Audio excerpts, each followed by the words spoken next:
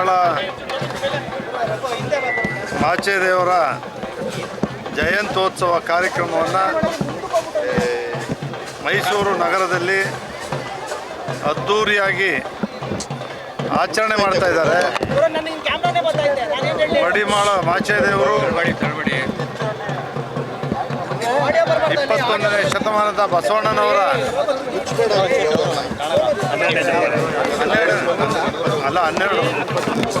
12ನೇ ಶತಮಾನದಲ್ಲಿ ಬಸವಣ್ಣನವರ ಅನುಯಾಯಿಗಳಾಗಿದ್ದು ಅವರ ವಚನಗಳನ್ನು ಅವರ ಮಾರ್ಗದರ್ಶನದಲ್ಲಿ ಇಡೀ ಮಡಿವಾಳ ಸಮುದಾಯ ಎಲ್ಲ ದೇವತಾ ಕಾರ್ಯಗಳಿಗಿರ್ಬೋದು, ಯಾವುದೇ ಕಲ್ಯಾಣ ಕಾರ್ಯಕ್ರಮಗಳಿರ್ಬೋದು, ಯಾವುದೇ ಒಂದು ದೇವಾಲಯಗಳಲ್ಲಿ ಅಥವಾ ಕಲ್ಯಾಣ ಕಾರ್ಯಕ್ರಮಗಳಲ್ಲಿ ಮಡಿವಾಳ ಸಮಾಜದ ಮಡಿ ಇಲ್ಲದೆ, ಅವರ ಆಶೀರ್ವಾದ ಇಲ್ಲದೆ ಯಾವುದೇ ಕಾರ್ಯಕ್ರಮಗಳನ್ನು ಕೂಡ ನಡೆಯಲ್ಲ. ಶತಶತಮಾನಗಳಿಂದ ಏನು ತುಳಿತಕ್ಕೊಳಗಾಗಿರ್ತಕ್ಕಂಥವ್ರು ಎಲ್ಲರೂ ಕೂಡ ಈ 21ನೇ ಶತಮಾನದಲ್ಲಿ ಎಲ್ಲರಿಗೂ ಕೂಡ ಸಮಾನತೆ, ಸಾಮಾಜಿಕ ನ್ಯಾಯ, ಅಂಬೇಡ್ಕರ್ ಅವರ ಸಂವಿಧಾನದಂತೆ ಪ್ರತಿಯೊಬ್ಬರಿಗೂ ಸಮಾನತೆ, ಸಾಮಾಜಿಕ ನ್ಯಾಯ, ಸರ್ವರಿಗೂ ಸಮಪಾಲು ಸಮಬಾಳು ಅಂತಕ್ಕಂಥ ಒಂದು ಧ್ಯೇಯದ ಆದೇಶದೊಂದಿಗೆ, ಆದರ್ಶಗಳೊಂದಿಗೆ ಇವತ್ತೆಲ್ಲರೂ ಕೂಡ ಸೇರಿ ಅತ್ಯಂತ ಭಕ್ತಿಯಿಂದ, ಶ್ರದ್ಧೆಯಿಂದ ಅರಮನೆ ಮುಂಭಾಗದ ಗಣಪತಿ ಆಂಜನೇಯನ ದೇವಾಲಯದ ಮುಂಭಾಗದಲ್ಲಿ ಸೇರಿ ಎಲ್ಲ ಪೂಜಾ ಕಳಸದೊಡನೆ, ಮಡಿವಾಳ ನಂದಿ ಕಂಬದ ಒಡನೆ, ವಾದ್ಯಗೋಷ್ಠಿಯೊಡನೆ ಎಲ್ಲ ವಿಜೃಂಭಣೆಯಿಂದ ಇವತ್ತೆಲ್ಲರೂ ಕೂಡ ಮಡಿವಾಳ ಮಾಚೇದೇವರ ಉತ್ಸವವನ್ನು ಆಚರಣೆ ಮಾಡ್ತಾ ಇದ್ದಾರೆ. ಈ ಒಂದು ಸಂದರ್ಭದಲ್ಲಿ ಆ ಎಲ್ಲ ಈ ಒಂದು ಸಮುದಾಯದ ಕೊಡುಗೆ ಅಪಾರ ಇರ್ತಕ್ಕಂಥದ್ದು. ಇಷ್ಟೆಲ್ಲ ಆದರೂ ಕೂಡ ಈ ಸಮುದಾಯಕ್ಕೆ ಒಂದು ಶಾಶ್ವತವಾದಂಥ ಒಂದು ಕಲ್ಯಾಣ ಮಂಟಪ ಆಗಲಿ, ಒಂದು ಸಮುದಾಯ ಭವನ ಆಗಲಿ, ಯಾವತ್ತೂ ಕೂಡ ಸೇರ್ತಕ್ಕಂಥ ಎಲ್ಲರೂ ಕೂಡ ಒಟ್ಟಾಗಿ ಸೇರ್ತಕ್ಕಂಥ ಒಂದು ಕಾರ್ಯಕ್ರಮ ಇದುವರೆಗೂ ಕೂಡ ಆಗಿಲ್ಲ. ಅವರ ಒಂದು ಕೋರಿಕೆ ಇದೆ. ಮೈಸೂರು ತಾಲೂಕಿನಲ್ಲಿ ಚಾಮುಂಡೇಶ್ವರಿ ವಿಧಾನಸಭಾ ಕ್ಷೇತ್ರದಲ್ಲಿ ನಮಗೆಲ್ಲಿಯಾದರೂ ಕೂಡ ಸೇರಿಸಿ ಒಂದು ಮಡಿವಾಳ ಮಾಚಿದೇವರ ಒಂದು ಸಮುದಾಯ ಭವನವನ್ನು ಕಟ್ಟಬೇಕು, ಮಾಡಬೇಕು ಅಂಥೇಳಿ ಮಡಿಕಟ್ಟೆ ಅವರ ಇತಿಹಾಸದಲ್ಲಿ ಬಂದಿರತಕ್ಕಂಥ ಮಡಿಕಟ್ಟೆಯನ್ನು ಮಾಡಬೇಕು ಅಂತಕ್ಕಂಥ ಎಲ್ಲ ಮನವಿಯನ್ನು ಕೂಡ ಮಾಡ್ತಾ ಇದ್ದಾರೆ. ಇದನ್ನು ನಾವು ಸರ್ಕಾರದ ಗಮನಕ್ಕೆ, ಮುಖ್ಯಮಂತ್ರಿಗಳ ಗಮನಕ್ಕೆ, ಜಿಲ್ಲಾ ಉಸ್ತುವಾರಿ ಗಮನಕ್ಕೆ, ನಮ್ಮ ರಾಜೀವ್ ಅವರು ಕೂಡ ನನ್ನ ಜೊತೆ ಇದ್ದಾರೆ, ಸಂಘದವರೆಲ್ಲರೂ ಕೂಡ ಪದಾಧಿಕಾರಿಗಳಿದ್ದೀರಿ, ನಾವು ಅವರ ಗಮನಕ್ಕೂ ಕೂಡ ತಂದು ನಾವು ಕೂಡ ಎಲ್ಲ ಒಟ್ಟಾಗಿ ನಗರದ ಶಾಸಕರುಗಳು ಹರೀಶ್ ಗೌಡ್ ಇರ್ಬೋದು, ತನ್ವೀರ್ ಸೇಠ್ ಇರ್ಬೋದು, ವತ್ಸಾವ್ರು ಇರ್ಬೋದು, ನಾನಿರ್ಬೋದು, ನಾವೆಲ್ಲರೂ ಕೂಡ ಒಟ್ಟಾಗಿ ಸೇರಿ ಈ ಸಮುದಾಯಕ್ಕೆ ಒಂದು ಶಾಶ್ವತವಾದಂಥ ಒಂದು ಭವನವನ್ನು ಕಟ್ಕೊಡ್ತಕ್ಕಂಥ ಕೆಲಸವನ್ನು ಮಾಡೋಣ, ಪ್ರಯತ್ನ ಮಾಡ್ತೇವೆ ಅಂತೇಳಿ ಸಂದರ್ಭದಲ್ಲಿ ಹೇಳಿ ಮಡಿವಾಳ ಮಾಚಿದೇವರ ಜಯಂತ್ಯೋತ್ಸವ ಶುಭಾಶಯಗಳನ್ನು ನಾಡಿನ ಜನತೆಗೆ ಸಮಾಜಕ್ಕೆ ಎಲ್ಲರೂ ಕೂಡ ಕೋರ್ತೇನೆ. ಅವರ ಆಶೀರ್ವಾದ ಎಲ್ಲರೂ ಕೂಡ ಇರಲಿ, ಚಾಮುಂಡೇಶ್ವರಿ ಆಶೀರ್ವಾದ ಎಲ್ಲರಿಗೂ ಇರಲಿ ಅಂತೇಳಿ ಶುಭ ಕೋರ್ತೇನೆ. ಮೈಸೂರು ಮತ್ತು ರಾಜ್ಯಕ್ಕೆ ಯಾವೆಲ್ಲ ನಿರೀಕ್ಷೆ? ಇವತ್ತು ಸುಮಾರು ನಿರ್ಮಲಾ ಸೀತಾರಾಮನ್ ರವರು ಕರ್ನಾಟಕ ರಾಜ್ಯದಿಂದನೇ ಆಯ್ಕೆಯಾಗಿ ಹೋಗಿರ್ತಕ್ಕಂಥವರು 8ನೇ ಬಾರಿಗೆ ಬಡ್ಜೆಟನ್ನು ಮಂಡಿಸ್ತಾ ಇದ್ದಾರೆ. ಅಪಾರ ಅನುಭವ ಇದೆ.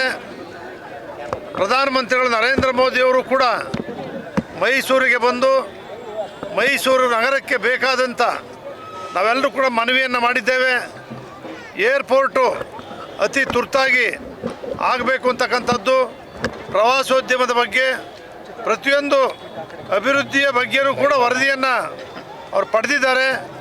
ಇವತ್ತಿನ ಬಡ್ಜೆಟ್ಟಲ್ಲಿ ಭಾಳ ನಿರೀಕ್ಷೆಯನ್ನು ಇಟ್ಕೊಂಡಿದ್ದೇವೆ. ಮೈಸೂರು ನಗರ ಅಭಿವೃದ್ಧಿಗೆ ಪೂರಕವಾದಂಥ ಬಡ್ಜೆಟಲ್ಲಿ ಘೋಷಣೆ ಮಾಡ್ತಾರೆ ಅಂತಕ್ಕಂಥ ನಂಬಿಕೆ ವಿಶ್ವಾಸ ನಮಗಿದೆ ಅಂತ. ಸರ್, ಈಗ ಮೈಕ್ರೋ ಫೈನಾನ್ಸ್ ಕಿರುಕುಳಕ್ಕೆ ಸಾಕಷ್ಟು ಜನ ಇದು ಮಾಡ್ತಾ ಇದ್ದಾರೆ. ಸರ್ಕಾರ ಸುಗ್ರೀವಾಜ್ಞೆಯನ್ನು ಜಾರಿ ಮಾಡಬೇಕು ಅಂತ ಹೇಳ್ತಾ ಇದ್ರು, ಅದ್ರಲ್ಲಿ ತಡ ಮಾಡ್ತಾ ಇದ್ದಾರೆ. ಮೈಕ್ರೋ ಫೈನಾನ್ಸು ಅದು ಒಂಥರ ಈ ಕೊರೋನಾ ಥರ ಹರಡ್ಬಿಟ್ಟಿದೆ, ಎಲ್ಲ ಕಡೆ ಜಾಸ್ತಿ ಆಗಿದೆ. ಮತ್ತೊಂದು ಕಡೆ ನೀವು ನೋಡ್ತೀರಿ, ಯಾರೋ ಬಂದು ಒಂದೊಂದು 1000 ರೂಪಾಯಿ ಕಟ್ಟಿ 10,000 ಬರ್ತದೆ, 10,000 ಕಟ್ಟಿ 1,00,000 ಬರ್ತದೆ ಅಂತೇಳಿ ಮಾಡಿ ಅದಕ್ಕೂ ಜನರು ಮಾರೋಗಿ ಒಳ್ಳೆ ಹೋಗ್ತಾ ಇರ್ತಕ್ಕಂಥದ್ದು ಕೂಡ ಇವತ್ತು ನಾವು ಕಾಣ್ತಾ ಇದ್ದೇವೆ. ಅದಕ್ಕೂ ಸಿಕ್ಕಿ ಬಲಿಯಾಗ್ತಾ ಕಾಣ್ತಾ ಇದ್ದೇವೆ. ಇನ್ನೊಂದು ಕಡೆ ಮೈಕ್ರೋ ಫೈನಾನ್ಸು ದಿನದ ಬಡ್ಡಿ, ತಿಂಗಳ ಬಡ್ಡಿ ಹಿಂದಿನ ಕಾಲದಲ್ಲಿ ಇತ್ತು. ಅದಕ್ಕೋಸ್ಕರ ಸಹಕಾರ ಕ್ಷೇತ್ರದಿಂದ ಎಲ್ಲ ಬಡಬಗ್ಗರಿಗೆ, ರೈತರಿಗೆ ಎಲ್ಲರೂ ಸಾಲ ಸೌಲಭ್ಯ ಕೊಡ್ತಕ್ಕಂಥ ವ್ಯವಸ್ಥೆ ಇತ್ತು. ಆದರೆ ಇವತ್ತು ಅವರೆಲ್ಲರೂ ಕೂಡ ಯಾವ ರೀತಿ ಸಾಲ ಸೌಲಭ್ಯವನ್ನು ಹೆಚ್ಚು ಕೊಡ್ತಕ್ಕಂಥದ್ದನ್ನು ಪರಿಣಾಮಕಾರಿಯಾಗಿ ಕೇಂದ್ರ ಸರ್ಕಾರನೂ ಕೂಡ ಬಡವರಿಗೆ, ಅದು ಕೈಗಾಡಿಗೆರು ಇರ್ಬೋದು, ತರಕಾರಿ ಮಾರರು ಇರ್ಬೋದು, ಸಣ್ಣ ಪುಟ್ಟ ವ್ಯಾಪಾರ ಮಾಡ್ಕೊಂಡು ಜೀವನ ಮಾಡ್ತಕ್ಕಂಥವ್ರು ಕೂಡ ಯಾವ ಸುಗ್ರೀವಾಜ್ಞೆಯನ್ನು ತಂದು ಇವತ್ತೇನು ಮಾಡ್ತಾಯಿದ್ದಾರೋ ಅದು ಅಧ್ಯಯನ ಮಾಡಬೇಕು. ಶೀಘ್ರವಾಗಿ ಮಾಡಿ ಪೊಲೀಸ್ನವ್ರಿಗೆ ಅದರಿಂದ ಹೆಚ್ಚು ವಸೂಲಿ ಮಾಡ್ತಕ್ಕಂಥ ಸಂದರ್ಭದಲ್ಲಿ ಮತ್ತೊಂದು ಕಿರುಕುಳ ಆಗದೇ ಇರ್ತಕ್ಕಂಥ ಕಾನೂನು ಕೂಡ ರೂಪಿಸಬೇಕಾಗ್ತದೆ.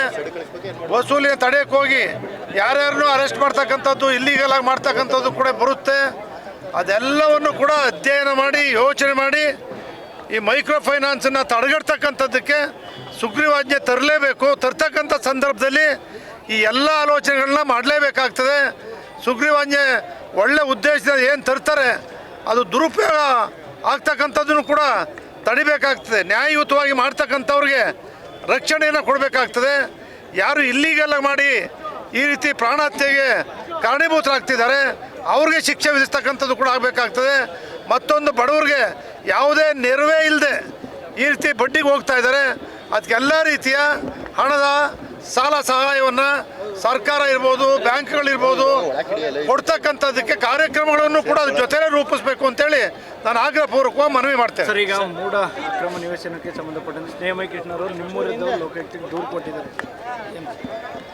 ಏನು ಸ್ನೇಹಮಯಿ ಕೃಷ್ಣ ಅವರು ಕೊಟ್ಟಿದ್ದಾರೆ, ಅದಕ್ಕೆ ಆ ರೈತರೇ ನಿಮ್ಮ ಟಿ ವಿಗೂ ಹೇಳಿದ್ದಾರೆ, ಪತ್ರಿಕೆಗೂ ಕೂಡ ಸ್ಟೇಟ್ಮೆಂಟ್ ಕೊಟ್ಟಿದ್ದಾರೆ. ನಮ್ಮ ಪಿತ್ರಾರ್ಜಿತವಾಗಿ ಬಂದಿರತಕ್ಕಂಥ ಆಸ್ತಿ ನಮ್ಮ ಸಂಬಂಧಿಕರು ಲೋಕೇಶ್ ಅವರು ಅವ್ರ ಮೂಲಕ ನಾವು ಮಾರಾಟ ಮಾಡಿದ್ದೀವಿ. ನಮ್ಗೆ ಹಣ ಸಂದೇಹ ಆಗಿದೆ. ಅದರಿಂದ ಏನು ಅನ್ಯಾಯ ಆಗಿಲ್ಲ. ಜಿ ಟಿ ದೇವೇಗೌಡರಿಗಾಗಲಿ ಹರೀಶ್ ಗೌಡ್ರಿಗಾಗಲಿ ಸಂಬಂಧ ಇಲ್ಲ ಅಂತಕ್ಕಂಥದ್ದನ್ನು ಅವರೇ ನೇರವಾಗಿ ಸ್ಪಷ್ಟಪಡಿಸಿದ್ದಾರೆ. ಇತ್ತೀಚಿನ ದಿನಗಳಲ್ಲಿ ಜಿ ಟಿ ದೇವೇಗೌಡರು ಸಹ ಟಾರ್ಗೆಟ್ ಆಗ್ತಾ ಇದ್ದಾರೆ ಮೂಢ ವಿಚಾರದಲ್ಲಿ ಅಂತ. ಜಿ ಟಿ ದೇವೇಗೌಡರನ್ನ ಈಗ ಮಾಡಿರೋರ್ದೆಲ್ಲ ಭಾಳ ಮಾಡಿರೋರ್ದೆಲ್ಲ ಅದೇನು ಪೇಪರಲ್ಲಿ ಬರ್ತಿಲ್ಲ, ಟಿ ವಿಲಿ ಬರ್ತಿಲ್ಲ. ಏನು ಮಾಡದೇ ಇರೋರ್ದು ಟಿ ವಿಲಿ ಓಡಾಡ್ತಾಯಿದೆ, ಯಾಕೆ ಓಡಾಡ್ತಿದೆ ಹೆಂಗೆ ಅಂತ ಗೊತ್ತಿಲ್ಲ. ಅದೆಲ್ಲವೂ ಕೂಡ ಭಾಳ ಕೇಂದ್ರ ಸರ್ಕಾರ ಇಡಿಯಿಂದಲೇ ತನಿಖೆ ಮಾಡಿಸ್ತಾ ಇದ್ದಾರೆ. ರಾಜ್ಯ ಸರ್ಕಾರ ಆಯೋಗವನ್ನೇ ರಚನೆ ಮಾಡಿದೆ.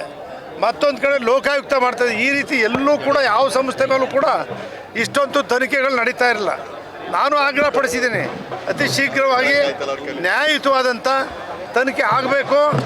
ಬಡವರಿಗೆ ಇವತ್ತೇನು ಇದರಿಂದ ಏನು ಅನಾಹುತ ಆಗ್ತಾ ಇದೆ, ನಗರಾಧಿ ಪ್ರಾಧಿಕಾರದ ಕಾರ್ಯಕ್ರಮಗಳು ನಿಂತೋಗಿದ್ದಾವೆ.